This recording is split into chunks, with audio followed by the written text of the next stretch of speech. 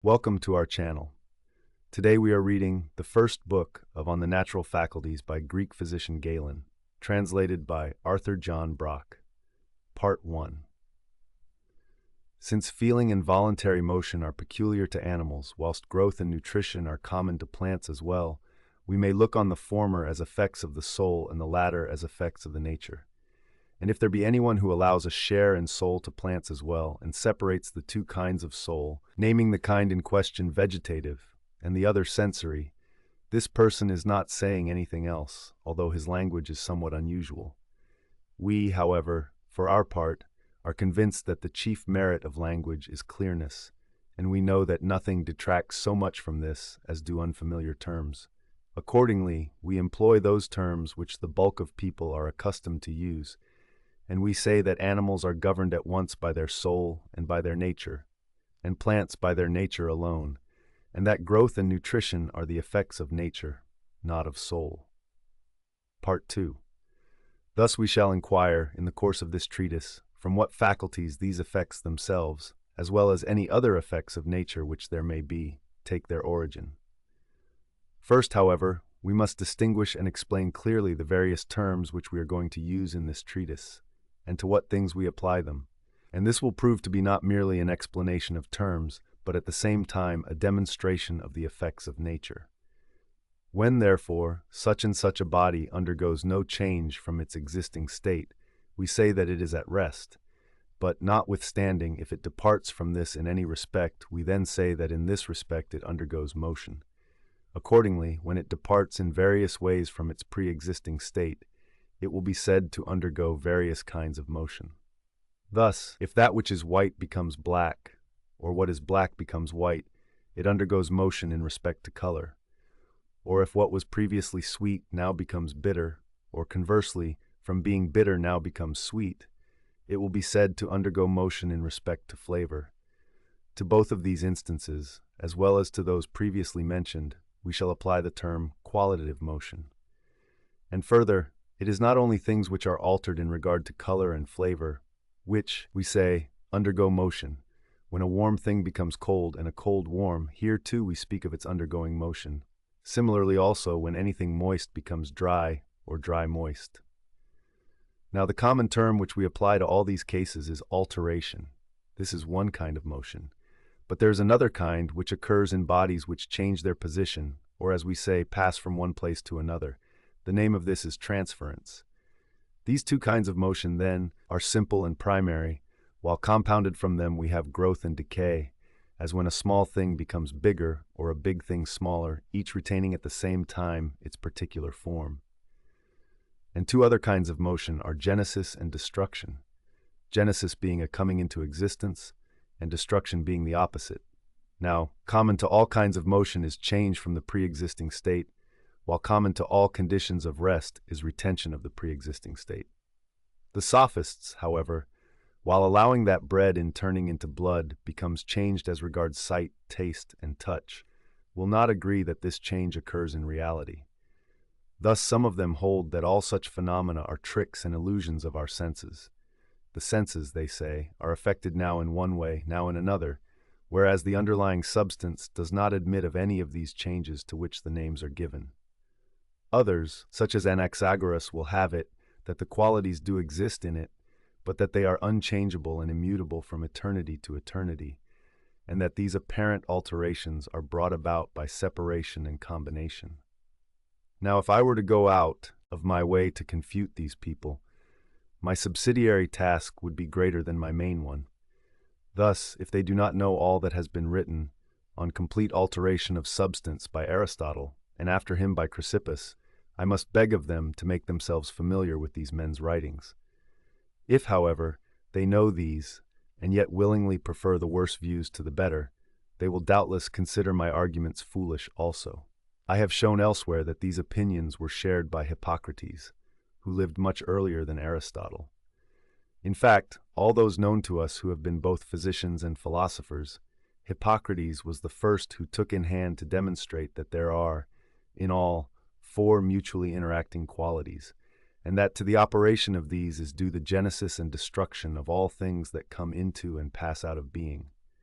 Nay, more, Hippocrates was also the first to recognize that all these qualities undergo an intimate mingling with one another. And at least the beginnings of the proofs to which Aristotle later set his hand are to be found first in the writings of Hippocrates. As to whether we are to suppose that the substances as well as their qualities undergo this intimate mingling, as Zeno of Citium afterwards declared, I do not think it necessary to go further into this question in the present treatise. For immediate purposes, we only need to recognize the complete alteration of substance. In this way, nobody will suppose that bread represents a kind of meeting place for bone, flesh, nerve, and all the other parts, and that each of these subsequently becomes separated in the body and goes to join its own kind. Before any separation takes place, the whole of the bread obviously becomes blood. At any rate, if a man takes no other food for a prolonged period, he will have blood enclosed in his veins all the same. And clearly this disproves the view of those who consider the elements unchangeable, as also, for that matter, does the oil which is entirely used up in the flame of the lamp, or the faggots which, in a somewhat longer time, turn into fire. I said, however, that I was not going to enter into an argument with these people, and it was only because the example was drawn from the subject matter of medicine, and because I need it for the present treatise, that I have mentioned it. We shall then, as I said, renounce our controversy with them, since those who wish may get a good grasp of the views of the ancients from our own personal investigations into these matters. The discussion which follows we shall devote entirely, as we originally proposed, to an inquiry into the number and character of the faculties of nature, and what is the effect which each naturally produces. Now, of course, I mean by an effect that which has already come into existence and has been completed by the activity of these faculties, for example, blood, flesh, or nerve. An activity is the name I give to the active change or motion, and the cause of this I call a faculty.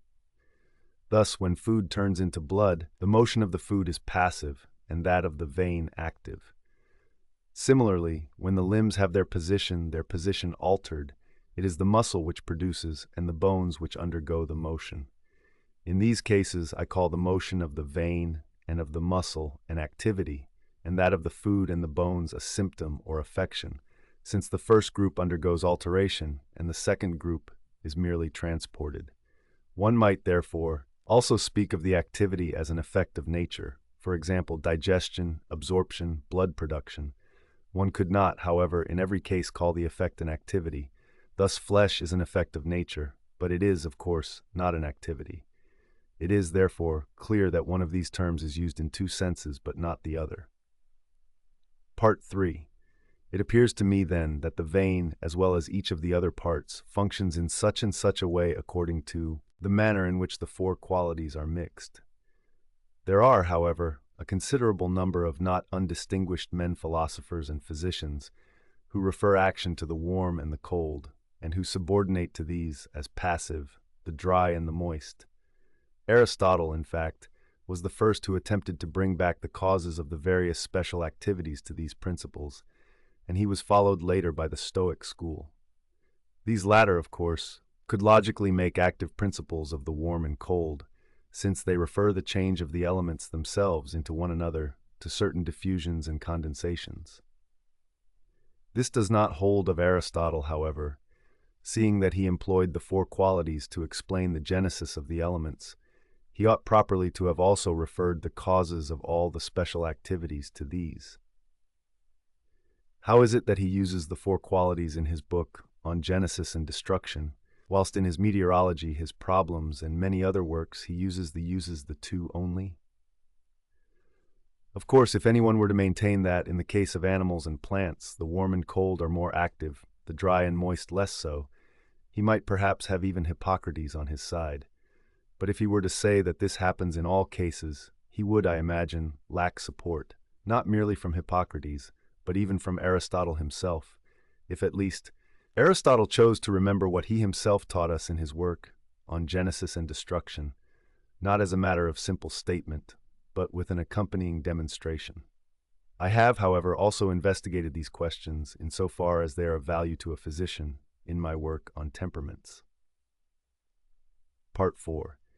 The so-called blood-making faculty in the veins, then, as well as all the other faculties, fall within the category of relative concepts, primarily because the faculty is the cause of the activity, but also, accidentally, because it is the cause of the effect. But if the cause is relative to something, for it is the cause of what results from it and of nothing else, it is obvious that the faculty also falls into the category of the relative. And so long as we are ignorant of the true essence of the cause which is operating, we call it a faculty. Thus we say that there exists in the veins a blood-making faculty, as also a digestive faculty in the stomach, a pulsatile faculty in the heart, and in each of the other parts a special faculty corresponding to the function or activity of that part. If, therefore, we are to investigate methodically the number and kinds of faculties, we must begin with the effects. For each of these effects comes from a certain activity, and each of these again is preceded by a cause. Part 5. The effects of nature, then, while the animal is still being formed in the womb, are all the different parts of its body, and after it has been born, an effect in which all parts share is the progress of each to its full size, and thereafter its maintenance of itself as long as possible. The activities corresponding to the three effects mentioned are necessarily three one to each, namely, genesis, growth, and nutrition. Genesis, however, is not a simple activity of nature, but is compounded of alteration and of shaping.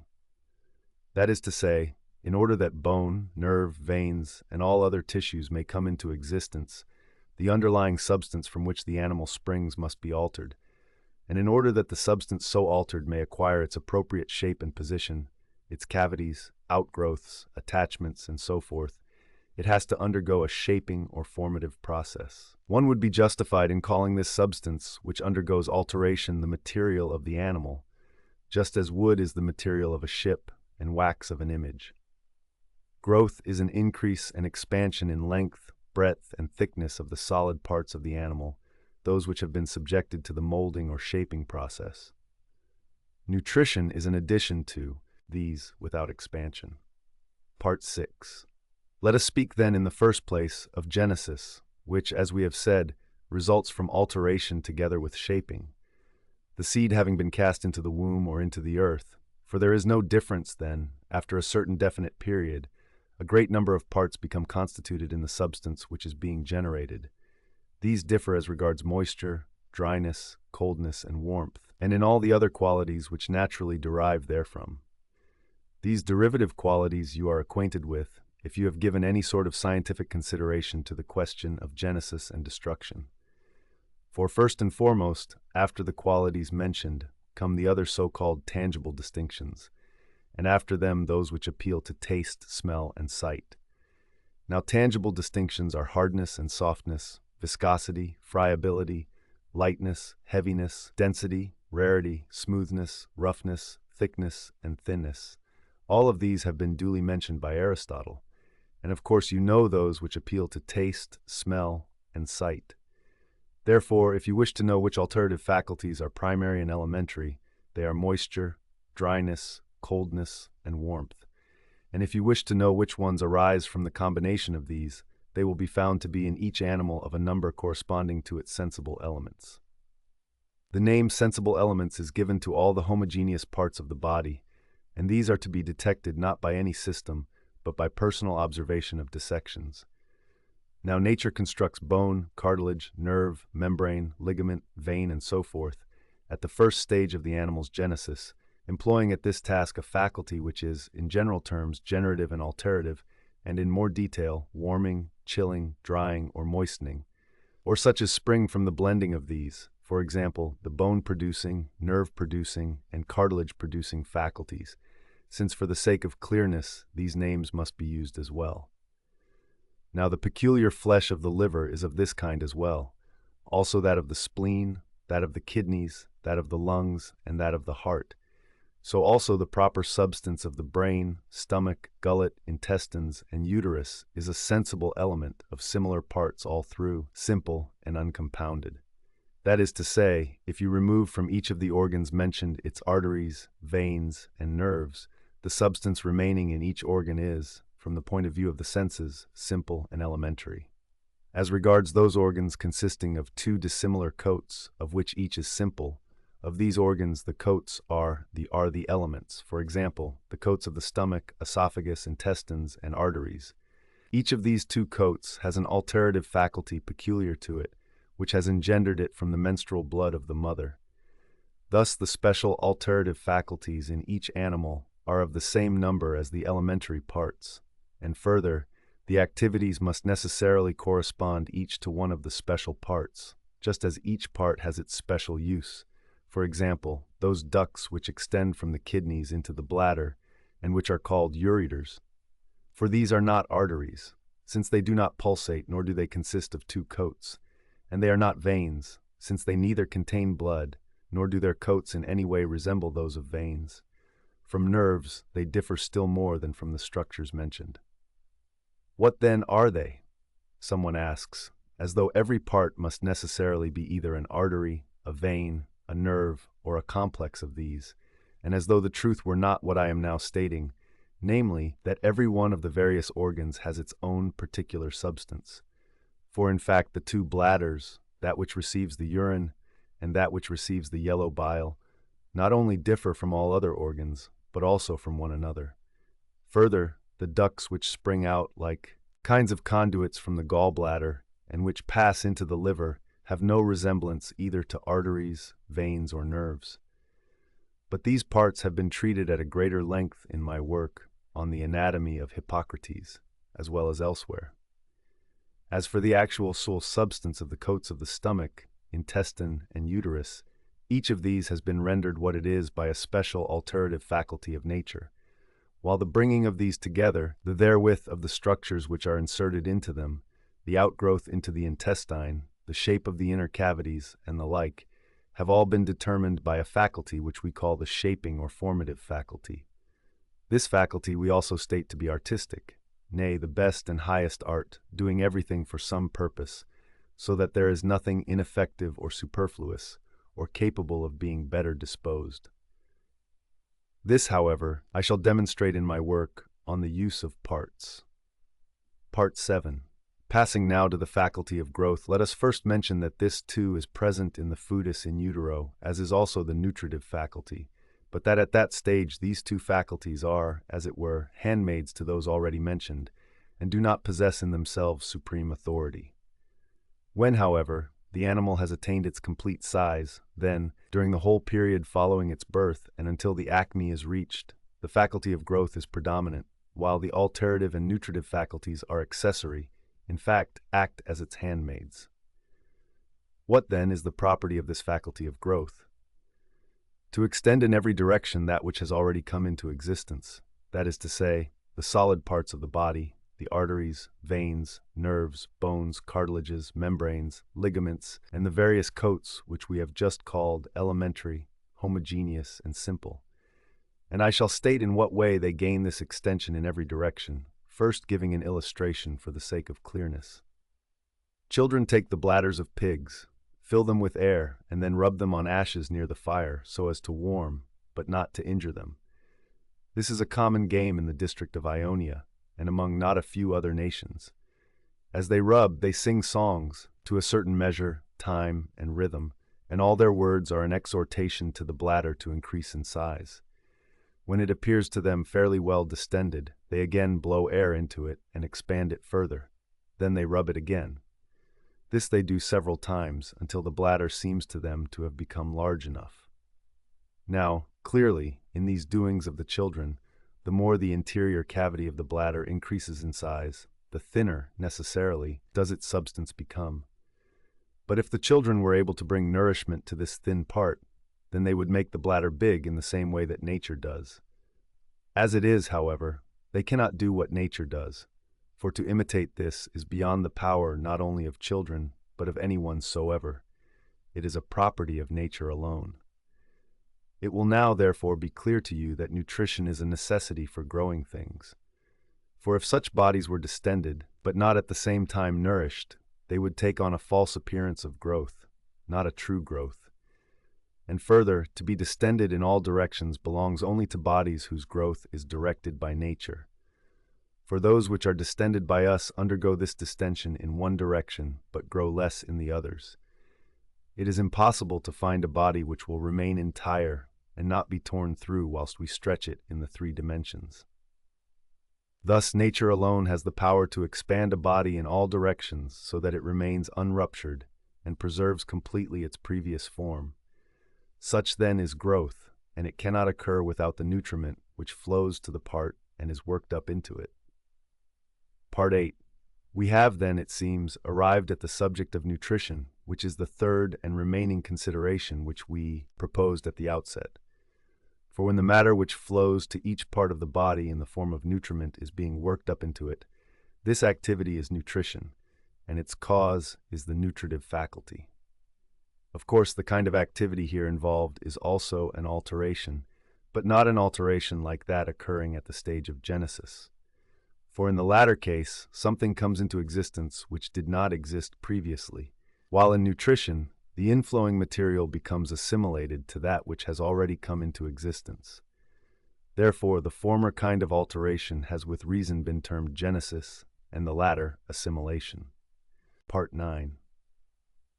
Now, since the three faculties of nature have been exhaustively dealt with, and the animal would appear not to need any others, being possessed of the means for growing, for attaining completion, and for maintaining itself as long a time as possible, this treatise might seem to be already complete, and to constitute an exposition of all the faculties of nature.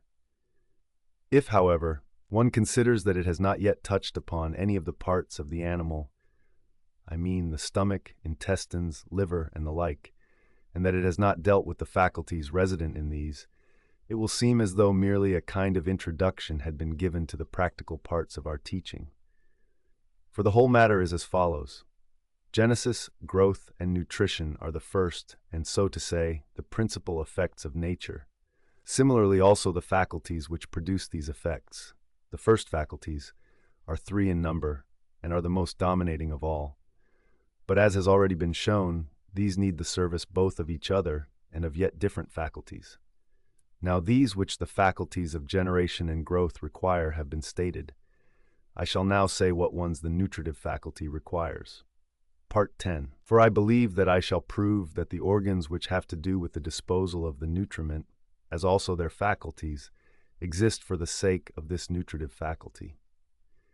For since the action of this faculty is assimilation, and it is impossible for anything to be assimilated by and to change into anything else unless they already possess a certain community and affinity in their qualities, therefore, in the first place, any animal cannot naturally derive nourishment from any kind of food, and secondly, even in the case of those from which it can do so, it cannot do this at once. Therefore, by reason of this law, every animal needs several organs for altering the nutriment. For in order that the yellow may become red, and the red yellow, one simple process of alteration is required, but in order that the white may become black, and the black white, all the intermediate stages are needed. So also, a thing which is very soft cannot all at once become very hard, nor vice versa, nor similarly can anything which has a very bad smell suddenly become quite fragrant, nor again can the converse happen. How then could blood ever turn into bone without having first become, as far as possible, thickened and white? And how could bread turn into blood without having gradually parted with its whiteness and gradually acquired redness? Thus it is quite easy for blood to become flesh, for if nature thicken it to such an extent that it acquires a certain consistency and ceases to be fluid, it thus becomes original newly formed flesh. But in order that blood may turn into bone, much time is needed, and much elaboration and transformation of the blood. Further, it is quite clear that bread, and more particularly lettuce, beet, and the like, require a great deal of alteration in order to become blood. This, then, is one reason why there are so many organs concerned in the alteration of food. A second reason is the nature of the superfluities. For, as we are unable to draw any nourishment from grass, although this is possible for cattle, similarly we can derive nourishment from radishes, albeit not to the same extent as from meat, for almost the whole of the latter is mastered by our natures.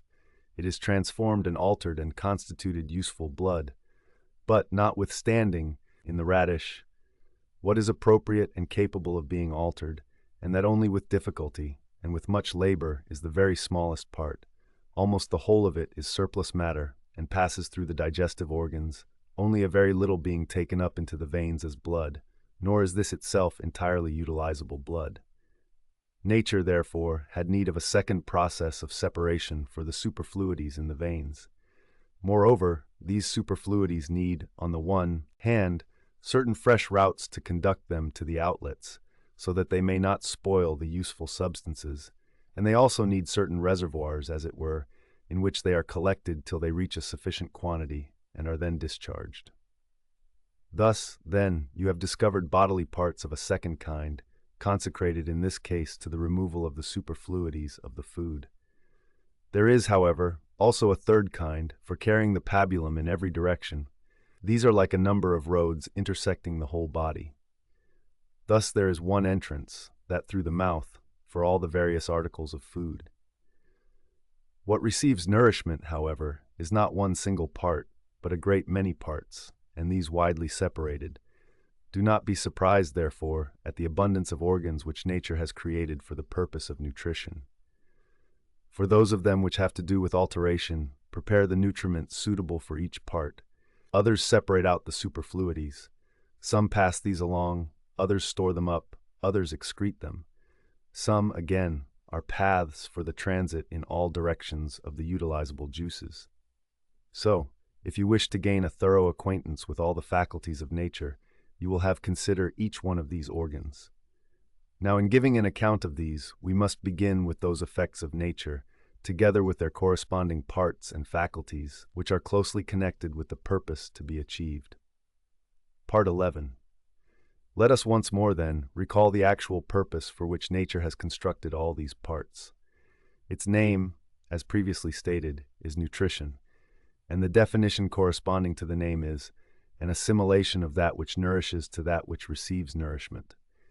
And in order that this may come about, we must assume a preliminary process of adhesion, and for that again, one of presentation. For whenever the juice which is destined to nourish any of the parts of the animal is emitted from the vessels, it is in the first place dispersed all through this part, next it is presented, and next it adheres, and becomes completely assimilated. The so-called white leprosy shows the difference between assimilation and adhesion, in the same way that the kind of dropsy which some people call anasarca clearly distinguishes presentation from adhesion.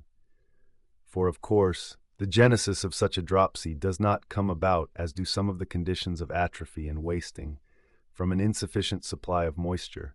The flesh is obviously moist enough, in fact, it is thoroughly saturated, and each of the solid parts of the body is in a similar condition. While, however, the nutriment conveyed to the part does undergo presentation, it is still too watery, and is not properly transformed into a juice, nor has it acquired that viscous and agglutinative quality which results from the operation of innate heat. Therefore, adhesion cannot come about, since, owing to this abundance of thin, crude liquid, the pabulum runs off and easily slips away from the solid parts of the body. In white leprosy, again, there is adhesion of the nutriment, but no real assimilation. From this it is clear that what I have just said is correct, namely, that in that part which is to be nourished, there must first occur presentation, next adhesion, and finally assimilation proper. Strictly speaking, then, nutriment is that which is actually nourishing, while the quasi-nutriment, which is not yet nourishing, e.g. matter which is undergoing adhesion or presentation, is not, strictly speaking, nutriment, but is so called only by an equivocation. Also, that which is still contained in the veins, and still more, that which is in the stomach, from the fact that it is destined to nourish if properly elaborated, has been called nutriment. Similarly, we call the various kinds of food nutriment, not because they are already nourishing the animal, nor because they exist in the same state as the material which actually is nourishing it, but because they are able and destined to nourish it if they be properly elaborated. This was also what Hippocrates said, viz., nutriment is what is engaged in nourishing, as also is quasi-nutriment, and what is destined to be nutriment. For to that which is already being assimilated, he gave the name of nutriment, to the similar material which is being presented or becoming adherent, the name of quasi-nutriment, and to everything else that is contained in the stomach and veins, the name of destined nutriment. Part 12. It is quite clear, therefore, that nutrition must necessarily be a process of assimilation of that which is nourishing to that which is being nourished. Some, however, say that this assimilation does not occur in reality, but is merely apparent. These are the people who think that nature is not artistic, that she does not show forethought for the animal's welfare, and that she has absolutely no native powers, whereby she alters some substances, attracts others, and discharges others. Now, speaking generally, there have arisen the following two sects in medicine and philosophy among those who have made any definite pronouncement regarding nature. I speak, of course, of such of them as know what they are talking about, and who realize the logical sequence of their hypotheses and stand by them. As for those who cannot understand even this, but who simply talk any nonsense that comes to their tongues, and who do not remain definitely attached either to one sect or the other, such people are not even worth mentioning. What, then, are these sects, and what are the logical consequences of their hypotheses? The one class supposes that all substance which is subject to genesis and destruction is at once continuous and susceptible of alteration. The other school assumes substance to be unchangeable, unalterable, and subdivided into fine particles, which are separated from one another by empty spaces. All people, therefore, who can appreciate the logical sequence of an hypothesis hold that, according to the second teaching, there does not exist any substance or faculty peculiar either to nature or to soul, but that these result from the way in which the primary corpuscles, which are unaffected by change, come together. According to the first mentioned teaching, on the other hand, nature is not posterior to the corpuscles, but is a long way prior to them and older than they, and therefore in their view it is nature which puts together the bodies, both of plants and animals, and this she does by virtue of certain faculties which she possesses, these being, on the one hand, attractive and assimilative of what is appropriate, and on the other, of what is foreign. Further, she skillfully molds everything during the stage of genesis, and she also provides for the creatures after birth, employing here other faculties again, namely, one of affection and forethought for offspring, and one of sociability and friendship for kindred. According to the other school, none of these things exist in the natures of living things, nor is there in the soul any original innate idea, whether of agreement or difference, of separation or synthesis, of justice or injustice, of the beautiful or ugly. All such things, they say, arise in us from sensation and through sensation, and animals are steered by certain images and memories. Some of these people have even expressly declared that the soul possesses no reasoning faculty, but that we are led like cattle by the impression of our senses, and are unable to refuse or dissent from anything. In their view, obviously, courage, wisdom, temperance, and self-control are all mere nonsense. We do not love either each other or our offspring, nor do the gods care anything for us. This school also despises dreams, birds, omens, and the whole of astrology, subjects with which we have dealt at greater length in another work, in which we discuss the views of Asclepiades, the physician.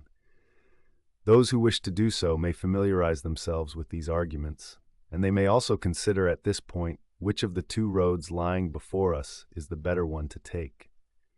Hippocrates took the first mentioned. According to this teaching, substance is one and is subject to alteration. There is a consensus in the movements of air and fluid throughout the whole body. Nature acts throughout in an artistic and equitable manner, having certain faculties, by virtue of which each part of the body draws to itself the juice which is proper to it, and, having done so, attaches it to every portion of itself and completely assimilates it, while such part of the juice as has not been mastered, and is not capable of undergoing complete alteration and being assimilated to the part which is being nourished, is got rid of by yet another and expulsive faculty. Part 13. Now the extent of exactitude and truth in the doctrines of Hippocrates may be gauged not merely from the way in which his opponents are at variance with obvious facts, but also from the various subjects of natural research themselves, the functions of animals, and the rest. For those people who do not believe that there exists in any part of the animal a faculty for attracting its own special quality are compelled repeatedly to deny obvious facts. For instance, Asclepiades, the physician, did this in the case of the kidneys. That these are organs for separating out the urine was the belief not only of Hippocrates, Diocles, Erasistratus, Praxagoras, and all other physicians of eminence, but practically every butcher is aware of this, from the fact that he daily observes both the position of the kidneys and the duct, termed the ureter, which runs from each kidney into the bladder, and from this arrangement he infers their characteristic use and faculty.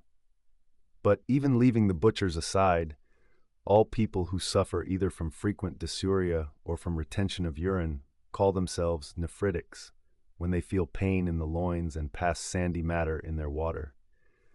I do not suppose that Asclepiades ever saw a stone which had been passed by one of these sufferers, or observed that this was preceded by a sharp pain in the region between kidneys and bladder as the stone traversed the ureter, or that, when the stone was passed, both the pain and the retention at once ceased. It is worthwhile, then, learning how his theory accounts for the presence of urine in the bladder, and one is forced to marvel at the ingenuity of a man who puts aside these broad, clearly visible roots, and postulates others which are narrow, invisible indeed, entirely imperceptible. His view, in fact, is that the fluid which we drink passes into the bladder by being resolved into vapors, and that, when these have been again condensed, it thus regains its previous form and turns from vapor into fluid. He simply looks upon the bladder as a sponge or a piece of wool, and not as the perfectly compact and impervious body that it is, with two very strong coats. For if we say that the vapors pass through these coats, why should they not pass through the peritoneum and the diaphragm, thus filling the whole abdominal cavity and thorax with water? But, says he, of course the peritoneal coat is more impervious than the bladder, and this is why it keeps out the vapors, while the bladder admits them. Yet if he had ever practiced anatomy, he might have known that the outer coat of the bladder springs from the peritoneum and is essentially the same as it, and that the inner coat, which is peculiar to the bladder, is more than twice as thick as the former. Perhaps, however, it is not the thickness or thinness of the coats, but the situation of the bladder, which is the reason for the vapors being carried into it. On the contrary, even if it were probable for every other reason that the vapors accumulate there, yet the situation of the bladder would be enough in itself to prevent this. For the bladder is situated below, whereas vapors have a natural tendency to rise upwards. Thus they would fill all the region of the thorax and lungs long before they came to the bladder. But why do I mention the situation of the bladder, peritoneum, and thorax? For surely, when the vapors have passed through the coats of the stomach and intestines, it is in the space between these and the peritoneum that they will collect and become liquefied, just as in dropsical subjects. It is in this region that most of the water gathers. Otherwise, the vapors must necessarily pass straight forward through everything which in any way comes in contact with them, and will never come to a standstill. But if this be assumed, then they will traverse not merely the peritoneum, but also the epigastrium, and will become dispersed into the surrounding air. Otherwise, they will certainly collect under the skin. Even these considerations, however, our present-day Asclepiadians attempt to answer, despite the fact that they always get soundly laughed at by all who happen to be present at their disputations on these subjects. So difficult and evil to get rid of is this sectarian partisanship, so excessively resistant to all cleansing processes, harder to heal than any itch. Thus, one of our sophists, who is a thoroughly hardened disputer and as skillful a master of language as there ever was, once got into a discussion with me on this subject. So far from being put out of countenance by any of the above-mentioned considerations, he even expressed his surprise that I should try to overturn obvious facts by ridiculous arguments. For, said he, one may clearly observe any day in the case of any bladder that, if one fills it with water or air and then ties up its neck and squeezes it all round, it does not let anything out at any point, but accurately retains all its contents. And surely, said he, if there were any large and perceptible channels coming into it from the kidneys, the liquid would run out through these when the bladder was squeezed, in the same way that it entered. Having abruptly made these and similar remarks in precise and clear tones, he concluded by jumping up and departing, leaving me as though I were quite incapable of finding any plausible answer. The fact is that those who are enslaved to their sects are not merely devoid of all sound knowledge, but they will not even stop to learn. Instead of listening, as they ought, to the reason why liquid can enter the bladder through the ureters, but is unable to go back again the same way, instead of admiring nature's artistic skill, they refuse to learn. They even go so far as to scoff and maintain that the kidneys, as well as many other things, have been made by nature for no purpose. And some of them who had allowed themselves to be shown the ureters coming from the kidneys and becoming implanted in the bladder even had the audacity to say that these also existed for no purpose. And others said that they were spermatic ducts, and that this was why they were inserted into the neck of the bladder and not into its cavity. When, therefore, we had demonstrated to them the real spermatic ducts entering the neck of the bladder lower down than the ureters, we supposed that, if we had not done so before, we would now at least draw them away from their false assumptions and convert them forthwith to the opposite view. But even this they presumed to dispute, and said that it was not to be wondered at that the semen should remain longer in these latter ducts, these being more constricted, and that it should flow quickly down the ducts which came from the kidneys, seeing that these were well dilated. We were, therefore, further compelled to show them in a still living animal the urine plainly running out through the ureters into the bladder. Even thus, we hardly hoped to check their nonsensical talk. Now, the method of demonstration is as follows. One has to divide the peritoneum in front of the ureters, then secure these with ligatures, and next, having bandaged up the animal, let him go, for he will not continue to urinate. After this, one loosens the external bandages and shows the bladder empty and the ureters quite full and distended, in fact almost on the point of rupturing. On removing the ligature from them, one then plainly sees the bladder becoming filled with urine. When this has been made quite clear, then, before the animal urinates, one has to tie a ligature round his penis and then to squeeze the bladder all over. Still nothing goes back through the ureters to the kidneys. Here, then, it becomes obvious that not only in a dead animal, but in one which is still living, the ureters are prevented from receiving back the urine from the bladder. These observations having been made, one now loosens the ligature from the animal's penis and allows him to urinate, then again ligatures one of the ureters and leaves the other to discharge into the bladder. Allowing then some time to elapse, one now demonstrates that the ureter which was ligatured is obviously full and distended on the side next to the kidneys, while the other one, that from which the ligature had been taken, is itself flaccid, but has filled the bladder with urine. Then, again, one must divide the full ureter and demonstrate how the urine spurts out of it, like blood in the operation of venesection, and after this one cuts through the other also, and both being thus divided, one bandages up the animal externally. Then, when enough time seems to have elapsed, one takes off the bandages. The bladder will now be found empty, and the whole region between the intestines and the peritoneum full of urine, as if the animal were suffering from dropsy. Now, if anyone will but test this for himself on an animal, I think he will strongly condemn the rashness of Asclepiades, and if he also learns the reason why nothing regurgitates from the bladder into the ureters, I think he will be persuaded by this also of the forethought and art shown by nature in relation to animals. Now Hippocrates, who was the first known to us of all those who have been both physicians and philosophers, inasmuch as he was the first to recognize what nature effects, expresses his admiration of her, and is constantly singing her praises and calling her just. Alone, he says, she suffices for the animal in every respect, performing of her own accord and without any teaching all that is required. Being such, she has, as he supposes, certain faculties, one attractive of what is appropriate, and another eliminative of what is foreign, and she nourishes the animal, makes it grow, and expels its diseases by crisis. Therefore he says that there is in our bodies a concordance in the movements of air and fluid, and that everything is in sympathy. According to Asclepiades, however, nothing is naturally in sympathy with anything else.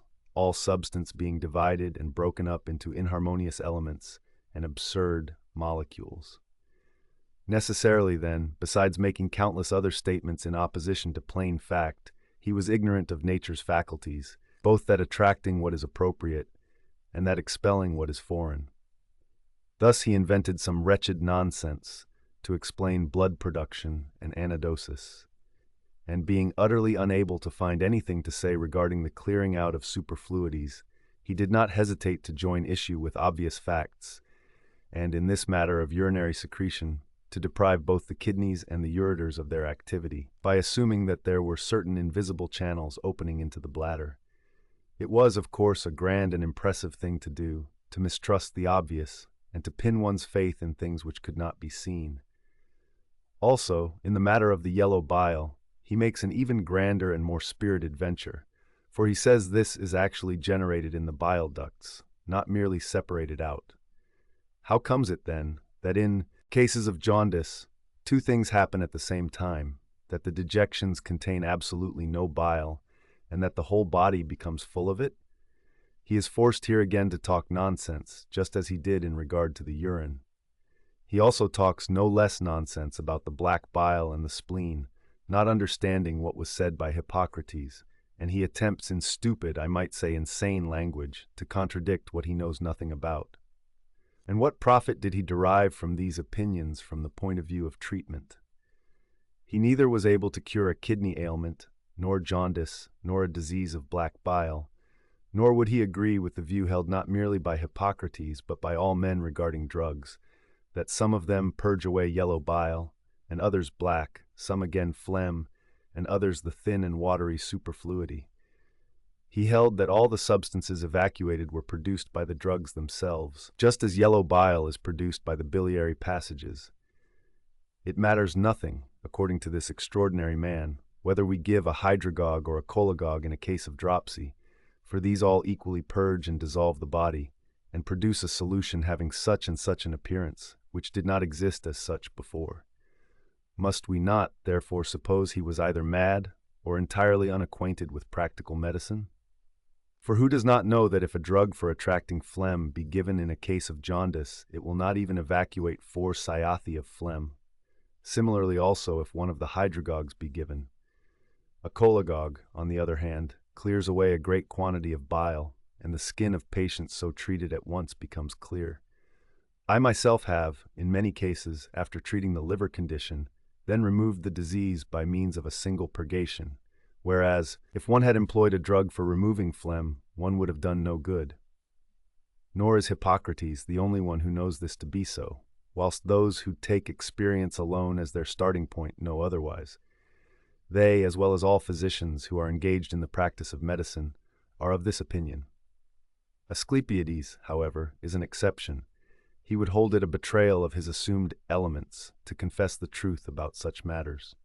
For if a single drug were to be discovered, which attracted such and such a humor only, there would obviously be danger of the opinion gaining ground that there is in every body a faculty which attracts its own particular quality. He therefore says that safflower, the Nidian berry, and hippophes do not draw phlegm from the body, but actually make it. Moreover, he holds that the flower and scales of bronze, and burnt bronze itself, and germander, and wild mastich dissolve the body into water, and that dropsical patients derive benefit from these substances, not because they are purged by them, but because they are rid of substances which actually help to increase the disease. For if the medicine does not evacuate the dropsical fluid contained in the body, but generates it, it aggravates the condition further. Moreover, scammony, according to the Asclepiadean argument, not only fails to evacuate the bile from the bodies of jaundiced subjects, but actually turns the useful blood into bile and dissolves the body. In fact, it does all manner of evil and increases the disease. And yet this drug may be clearly seen to do good to numbers of people. Yes, says he, they derive benefit certainly, but merely in proportion to the evacuation. But if you give these cases a drug which draws off phlegm, they will not be benefited. This is so obvious that even those who make experience alone their starting point are aware of it, and these people make it a cardinal point of their teaching to trust to no arguments, but only to what can be clearly seen. In this, then, they show good sense, whereas Asclepiades goes far astray in bidding us distrust our senses where obvious facts plainly overturn his hypotheses. Much better would it have been for him not to assail obvious facts, but rather to devote himself entirely to these. Is it then these facts only which are plainly irreconcilable with the views of Asclepiades? Is not also the fact that in summer yellow bile is evacuated in greater quantity by the same drugs, and in winter phlegm, and that in a young man more bile is evacuated, and in an old man more phlegm? Obviously, each drug attracts something which already exists, and does not generate something previously non-existent. Thus, if you give in the summer season a drug which attracts phlegm to a young man of a lean and warm habit, who has lived neither idly nor too luxuriously, you will with great difficulty evacuate a very small quantity of this humor, and you will do the man the utmost harm. On the other hand, if you give him a cholagogue, you will produce an abundant evacuation and not injure him at all. Do we still, then, disbelieve that each drug attracts that humor which is proper to it? Possibly the adherents of Asclepiades will assent to this, or rather, they will, not possibly, but certainly, declare that they disbelieve it, lest they should betray their darling prejudices. Part 14. Let us pass on, then, again, to another piece of nonsense, for the sophists do not allow one to engage in inquiries that are of any worth, albeit there are many such. They compel one to spend one's time in dissipating the fallacious arguments which they bring forward. What, then, is this piece of nonsense? It has to do with the famous and far-renowned stone which draws iron as the lodestone. It might be thought that this would draw their minds to a belief that there are in all bodies certain faculties by which they attract their own proper qualities. Now Epicurus, despite the fact that he employs in his physics elements similar to those of Asclepiades, yet allows that iron is attracted by the lodestone and chaff by amber. He even tries to give the cause of the phenomenon. His view is that the atoms which flow from the stone are related in shape to those flowing from the iron, and so they become easily interlocked with one another. Thus it is that, after colliding with each of the two compact masses, the stone and the iron, they then rebound into the middle and so become entangled with each other and draw the iron after them. So far, then, as his hypotheses regarding causation go, he is perfectly unconvincing. Nevertheless, he does grant that there is an attraction. Further, he says that it is on similar principles that there occur in the bodies of animals the dispersal of nutriment and the discharge of waste matters, as also the actions of cathartic drugs.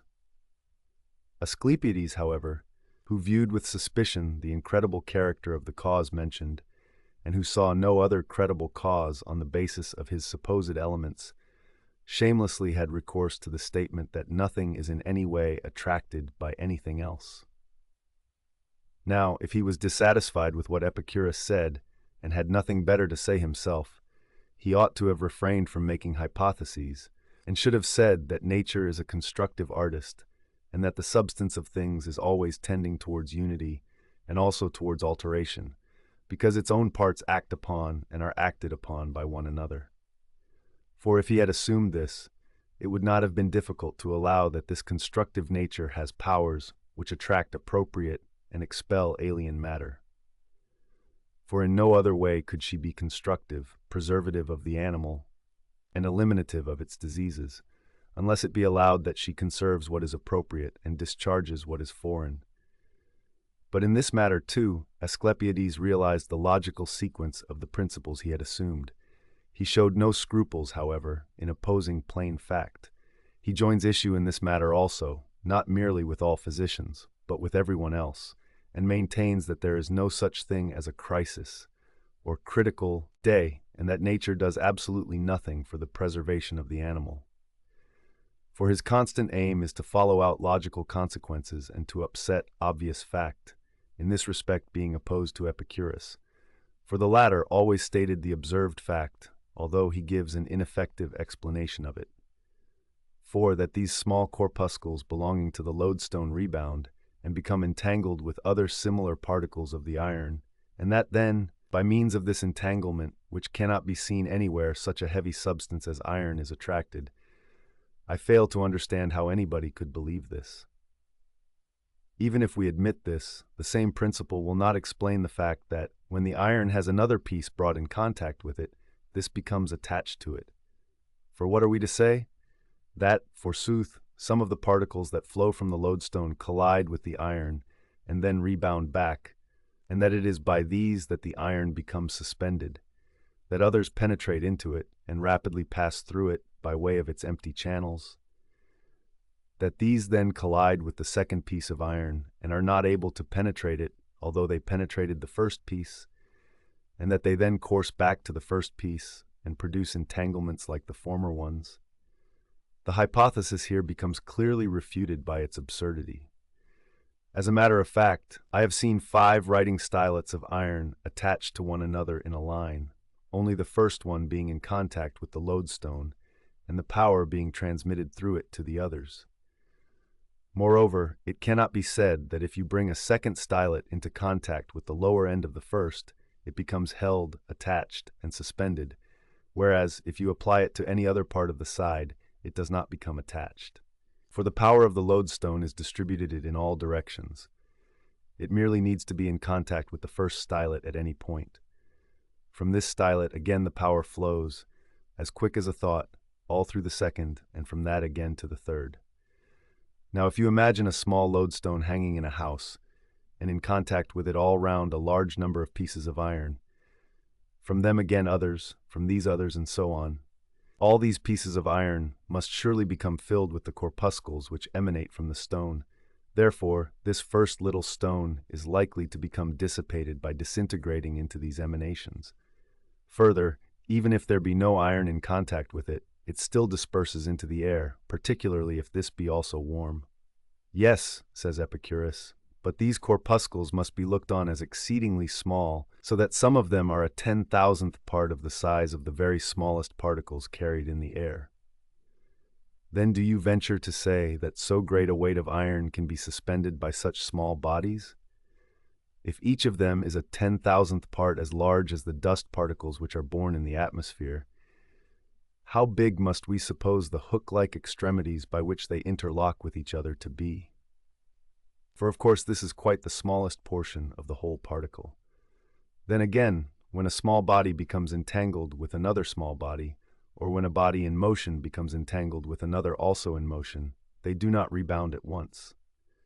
For further, there will of course be others which break in upon them from above, from below, from front and rear, from right and left, and which shake and agitate them and never let them rest. Moreover, we must perforce suppose that each of these small bodies has a large number of these hook-like extremities. For by one it attaches itself to its neighbors, by another, the topmost one to the lodestone, and by the bottom one to the iron.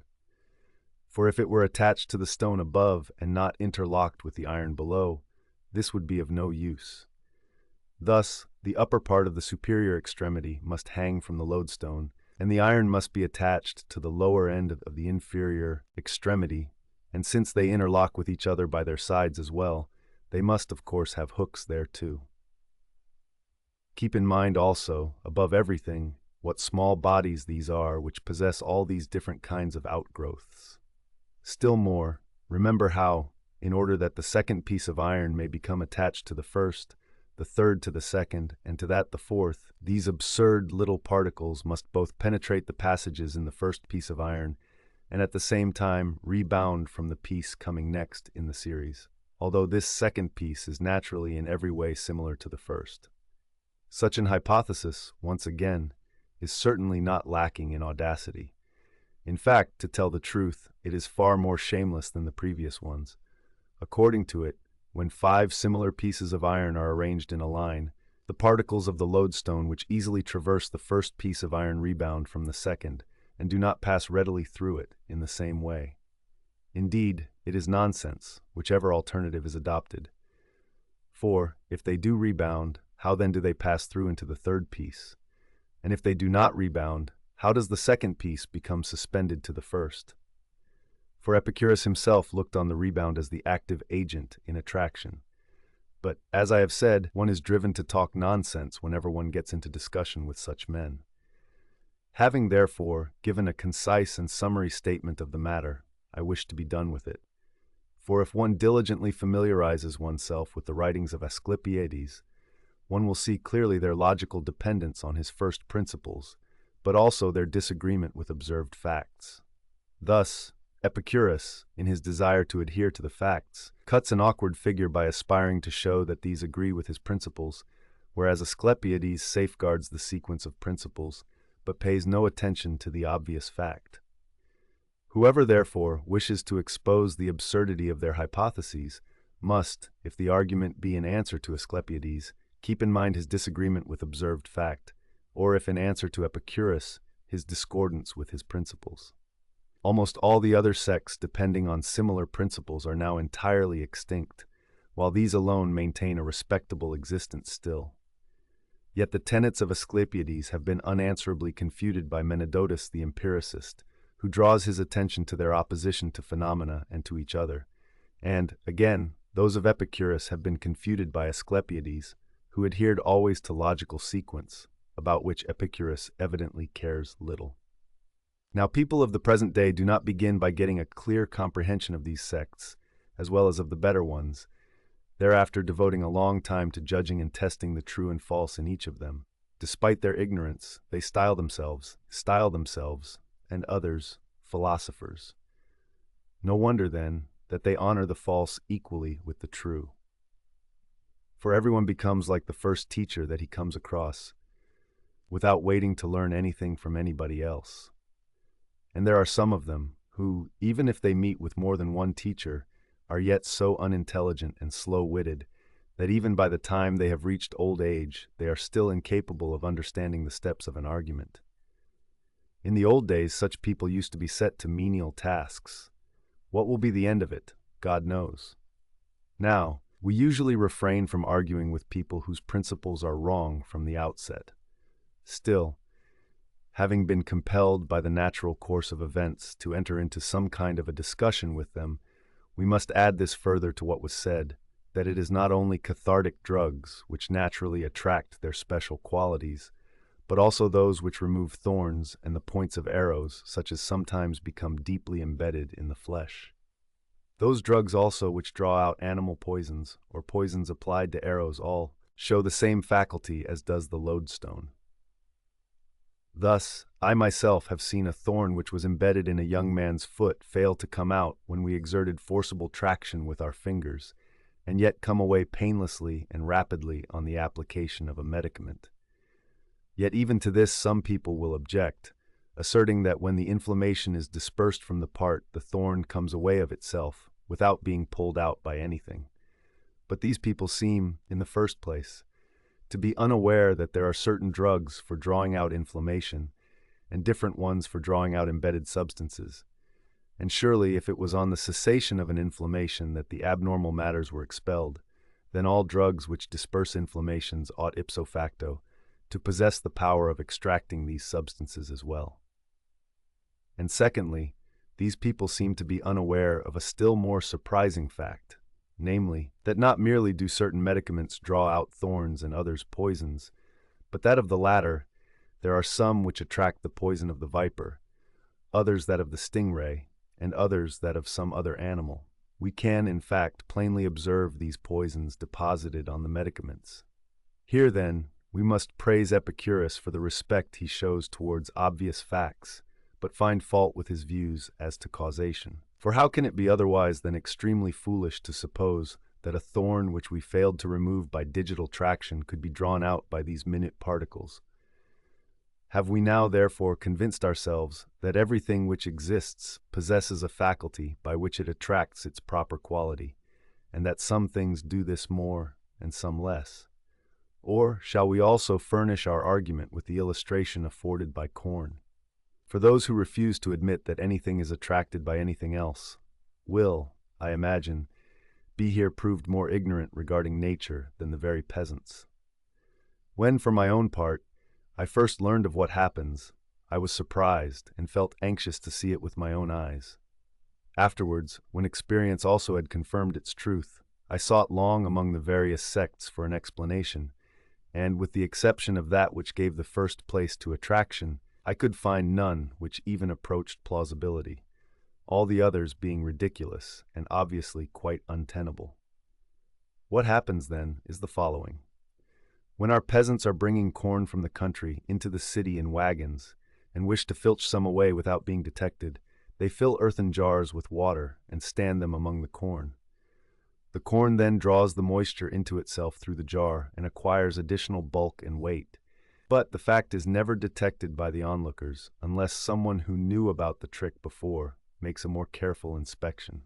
Yet, if you care to set down the same vessel in the very hot sun, you will find the daily loss to be very little indeed. Thus corn has a greater power than extreme solar heat of drawing to itself the moisture in its neighborhood. Thus the theory that the water is carried towards the rarefied part of the air surrounding us, particularly when that is distinctly warm, is utter nonsense. For although it is much more rarefied there than it is amongst the corn, yet it does not take up a tenth part of the moisture which the corn does. Part 15. Since then, we have talked sufficient nonsense, not willingly, but because we were forced, as the proverb says, to behave madly among madmen. Let us return again to the subject of urinary secretion. Here let us forget the absurdities of Asclepiades, and, in company with those who are persuaded that the urine does pass through the kidneys, let us consider what is the character of this function. For, most assuredly, either the urine is conveyed by its own motion to the kidneys, considering this the better course as do we when we go off to market, or, if this be impossible, then some other reason for its conveyance must be found. What, then, is this? If we are not going to grant the kidneys a faculty for attracting this particular quality, as Hippocrates held, we shall discover no other reason. For surely everyone sees that either the kidneys must attract the urine, or the veins must propel it, if, that is, it does not move of itself. But if the veins did exert a propulsive action when they contract, they would squeeze out into the kidneys not merely the urine, but along with it the whole of the blood which they contain. And if this is impossible, as we shall show, the remaining explanation is that the kidneys do exert traction. And how is propulsion by the veins impossible? The situation of the kidneys is against it. They do not occupy a position beneath the hollow vein called vena cava, as does the sieve-like ethmoid passage in the nose and palate in relation to the surplus matter from the brain. They are situated on both sides of it. Besides, if the kidneys are like sieves, and readily let the thinner serous, the whey-like portion through, and keep out the thicker portion, then the whole of the blood contained in the vena cava must go to them, just as the whole of the wine is thrown into the filters. Further, the example of milk being made into cheese will show clearly what I mean. For this, too, although it is all thrown into the wicker strainers, does not all percolate through. Such part of it as is too fine in proportion to the width of the meshes passes downwards, and this is called whey or serum. The remaining thick portion which is destined to become cheese cannot get down, since the pores of the strainers will not admit it. Thus it is that if the blood serum has similarly to percolate through the kidneys, the whole of the blood must come to them, and not merely one part of it. What then is the appearance as found on dissection? One division of the vena cava is carried upwards to the heart, and the other mounts upon the spine and extends along its whole length as far as the legs. Thus one division does not even come near the kidneys, while the other approaches them but is certainly not inserted into them. Now, if the blood were destined to be purified by them as if they were sieves, the whole of it would have to fall into them, the thin part being and the thick part retained above. But as a matter of fact, this is not so, for the kidneys lie on either side of the vena cava. They therefore do not act like sieves, filtering fluid sent to them by the vena cava, and themselves contributing no force. They obviously exert traction, for this is the only remaining alternative. How then do they exert this traction? If, as Epicurus thinks, all attraction takes place by virtue of the rebounds and entanglements of atoms, it would be certainly better to maintain that the kidneys have no attractive action at all. For his theory, when examined, would be found as it stands to be much more ridiculous even than the theory of the lodestone mentioned a little while ago. Attraction occurs in the way that Hippocrates laid down. This will be stated more clearly as the discussion proceeds. For the present, our task is not to demonstrate this, but to point out that no other cause of the secretion of urine can be given except that of attraction by the kidneys, and that this attraction does not take place in the way imagined by people who do not allow nature a faculty of her own. For if it be granted that there is any attractive faculty at all in those things which are governed by nature, a person who attempted to say anything else about the absorption of nutriment would be considered a fool. Part 16. Now, while Erasistratus for some reason replied at great length to certain other foolish doctrines, he entirely passed over the view held by Hippocrates, not even thinking it worth while to mention it, as he did in his work on deglutition. In that work, as may be seen, he did go so far as at least to make mention of the word attraction, writing somewhat as follows: Now, the stomach does not appear to exercise any attraction. But when he is dealing with anadosis, he does not mention the Hippocratic view even to the extent of a single syllable. Yet we should have been satisfied if he had even merely written this. Hippocrates lies in saying the flesh attracts both from the stomach and from without, for it cannot attract either from the stomach or from without.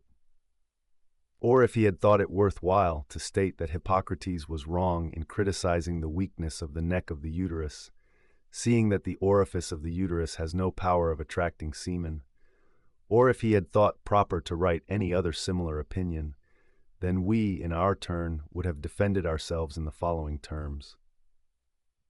My good sir, do not run us down in this rhetorical fashion without some proof.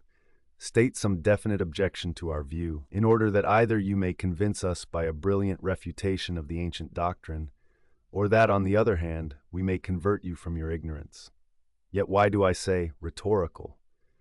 For we, too, are not to suppose that when certain rhetoricians pour ridicule upon that which they are quite incapable of refuting without any attempt at argument, their words are really thereby constituted rhetoric. For rhetoric proceeds by persuasive reasoning. Words without reasoning are buffoonery rather than rhetoric. Therefore, the reply of Erasistratus in his treatise on deglutition was neither rhetoric nor logic. For what is it that he says? Now the stomach does not appear to exercise any traction.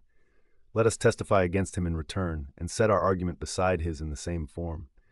Now there appears to be no peristalsis of the gullet. And how does this appear? One of his adherents may perchance ask. For is it not indicative of peristalsis that always when the upper parts of the gullet contract, the lower parts dilate? Again, then, we say, and in what way does the attraction of the stomach not appear? For is it not indicative of attraction that always when the lower parts of the gullet dilate, the upper parts contract? Now, if he would but be sensible and recognize that this phenomenon is not more indicative of the one than of the other view, but that it applies equally to both, we should then show him without further delay the proper way to the discovery of truth. We will, however, speak about the stomach again, and the dispersal of nutriment known as anadosis need not make us have recourse to the theory regarding the natural tendency of a vacuum to become refilled when once we have granted the attractive faculty of the kidneys.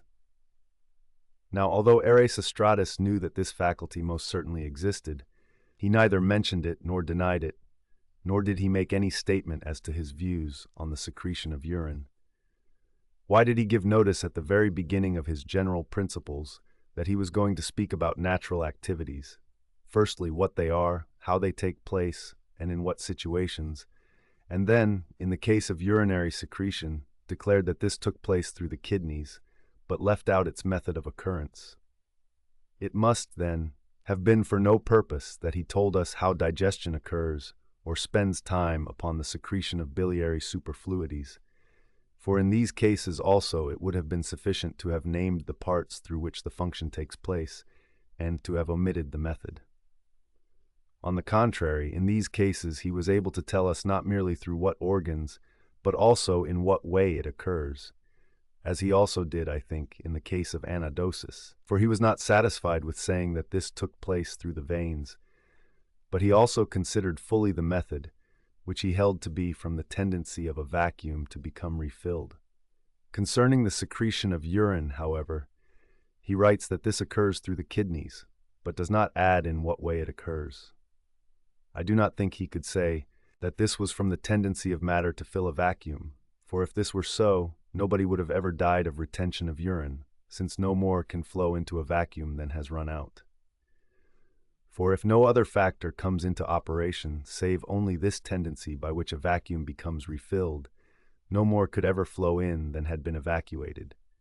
Nor could he suggest any other plausible cause, such, for example, as the of nutriment by the stomach which occurs in the process of anadosis. This had been entirely disproved in the case of blood in the vena cava. It is excluded, not merely owing to the long distance, but also from the fact that the overlying heart, at each diastole, robs the vena cava by violence of a considerable quantity of blood. In relation to the lower part of the vena cava, there would still remain, solitary and abandoned, the specious theory concerning the filling of a vacuum. This, however, is deprived of plausibility by the fact that people die of retention of urine, and also, no less, by the situation of the kidneys. For, if the whole of the blood were carried to the kidneys, one might properly maintain that it all undergoes purification there. But as a matter of fact, the whole of it does not go to them, but only so much as can be contained in the veins going to the kidneys. This portion only, therefore, will be purified. Further, the thin serous part of this will pass through the kidneys as if through a sieve, while the thick sanguineous portion remaining in the veins will obstruct the blood flowing in from behind. This will first, therefore, have to run back to the vena cava, and so to empty the veins going to the kidneys. These veins will no longer be able to conduct a second quantity of unpurified blood to the kidneys. Occupied as they are by the blood which had preceded, there is no passage left. What power have we, then, which will draw back the purified blood from the kidneys? And what power, in the next place, will bid this blood retire to the lower part of the vena cava, and will enjoin on another quantity coming from above, not to proceed downwards before turning off into the kidneys? Now Erasistratus realized that all these ideas were open to many objections, and he could only find one idea which held good in all respects, namely, that of attraction. Since, therefore, he did not wish either to get into difficulties or to mention the view of Hippocrates, he deemed it better to say nothing at all as to the manner in which secretion occurs. But even if he kept silence, I am not going to do so. For I know that if one passes over the Hippocratic view and makes some other pronouncement about the function of the kidneys, one cannot fall to make oneself utterly ridiculous. It was for this reason that Erasistratus kept silence and Asclepiades lied. They are like slaves who have had plenty to say in the early part of their career, and have managed by excessive rascality to escape many and frequent accusations, but who, later, when caught in the act of thieving, cannot find any excuse. The more modest one then keeps silence, as though thunderstruck, whilst the more shameless continues to hide the missing article beneath his arm, and denies on oath that he has ever seen it. For it was in this way also that Asclepiades, when all subtle excuses had failed him, and there was no longer any room for nonsense about conveyance towards the rarefied part of the air, and when it was impossible without incurring the greatest derision to say that this superfluity, i.e. the urine is generated by the kidneys, as is bile by the canals in the liver, he, then, I say, clearly lied when he swore that the urine does not reach the kidneys, and maintained that it passes in the form of vapor straight from the region of the vena cava to collect in the bladder. Like slaves, then, caught in the act of stealing, these two are quite bewildered, and while the one says nothing, the other indulges in shameless lying. Part 17. Now such of the younger men as have dignified themselves with the names of these two authorities by taking the appellations Erasistratians or Asclepiadians are like the Davi and Getae, the slaves introduced by the excellent Menander into his comedies. As these slaves held that they had done nothing fine unless they had cheated their master 3 times, so also the men I am discussing have taken their time over the construction of impudent sophisms, the one party striving to prevent the lies of Asclepiades from ever being refuted, and the other saying stupidly what Erasistratus had the sense to keep silence about. But enough about the Asclepiadians. The Erasistratians, in attempting to say how the kidneys let the urine through, will do anything, or suffer anything, or try any shift in order to find some plausible explanation which does not demand the principle of attraction. Now those near the times of Erasistratus maintain that the parts above the kidneys receive pure blood, whilst the watery residue, being heavy, tends to run downwards, that this, after percolating through the kidneys themselves, is thus rendered serviceable, and is sent as blood to all the parts below the kidneys. For a certain period at least this view also found favor and flourished, and was held to be true. After a time, however, it became suspect to the Erasistratians themselves, and at last they abandoned it.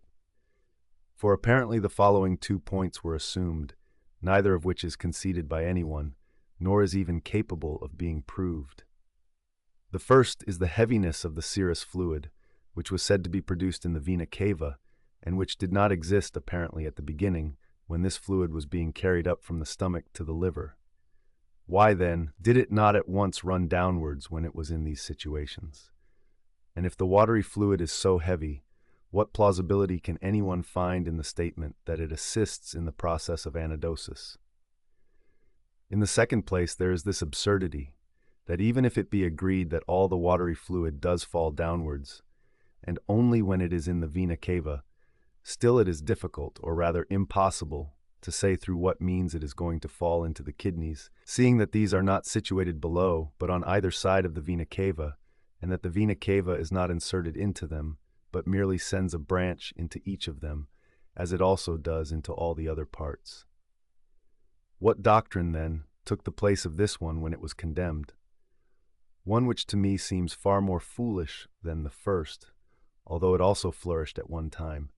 For they say that if oil be mixed with water and poured upon the ground, each will take a different route, the one flowing this way, and the other that, and that.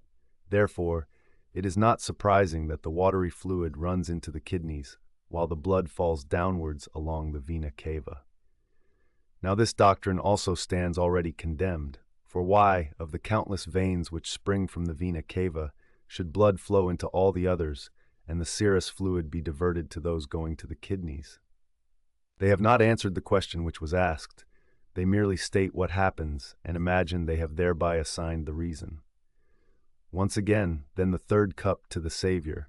Let us now speak of the worst doctrine of all, lately invented by Lycus of Macedonia, but which is popular owing to its novelty. This Lycus, then, maintains, as though uttering an oracle from the inner sanctuary, that urine is residual matter from the nutrition of the kidneys. Now, the amount of urine passed every day shows clearly that it is the whole of the fluid drunk which becomes urine, except for that which comes away with the dejections or passes off as sweat or insensible perspiration. This is most easily recognized in winter in those who are doing no work but are carousing, especially if the wine be thin and diffusible. These people rapidly pass almost the same quantity as they drink. And that even Erasistratus was aware of this is known to those who have read the first book of his General Principles. Thus Lycus is speaking neither good Erasistratism nor good Asclepiadism, far less good Hippocratism. He is, therefore, as the saying is, like a white crow, which cannot mix with the genuine crows owing to its color, nor with the pigeons owing to its size. For all this, however, he is not to be disregarded. He may, perhaps, be stating some wonderful truth, unknown to any of his predecessors. Now it is agreed that all parts which are undergoing nutrition produce a certain amount of residue, but it is neither agreed, nor is it likely, that the kidneys alone, small bodies as they are, could hold 4 whole congi, and sometimes even more, of residual matter. For this surplus must necessarily be greater in quantity in each of the larger viscera. Thus, for example, that of the lung, if it corresponds in amount to the size of the viscus, will obviously be many times more than that in the kidneys, and thus the whole of the thorax will become filled, and the animal will be at once suffocated. But if it be said that the residual matter is equal in amount in each of the other parts, where are the bladders, one may ask, through which it is excreted? For, if the kidneys produce in drinkers 3 and sometimes 4 congi of superfluous matter, that of each of the other viscera will be much more, and thus an enormous barrel will be needed to contain the waste products of them all. Yet one often urinates practically the same quantity as one has drunk, which would show that the whole of what one drinks goes to the kidneys. Thus, the author of this third piece of trickery would appear to have achieved nothing, but to have been at once detected, and there still remains the original difficulty, which was insoluble by Erasistratus and by all others except Hippocrates. I dwell purposely on this topic, knowing well that nobody else has anything to say about the function of the kidneys, but that either we must prove more foolish than the very butchers if we do not agree that the urine passes through the kidneys, or, if one acknowledges this, that then one cannot possibly give any other reason for the secretion than the principle of attraction. Now, if the movement of urine does not depend on the tendency of a vacuum to become refilled, it is clear that neither does that of the blood nor that of the bile, or if that of these latter does so, then so also does that of the former, for they must all be accomplished in one and the same way, even according to Erasistratus himself. This matter, however, will be discussed more fully in the book following this. Our audiobook ends here. Thank you for listening. If you want any particular book in this channel, please let us know in the comments.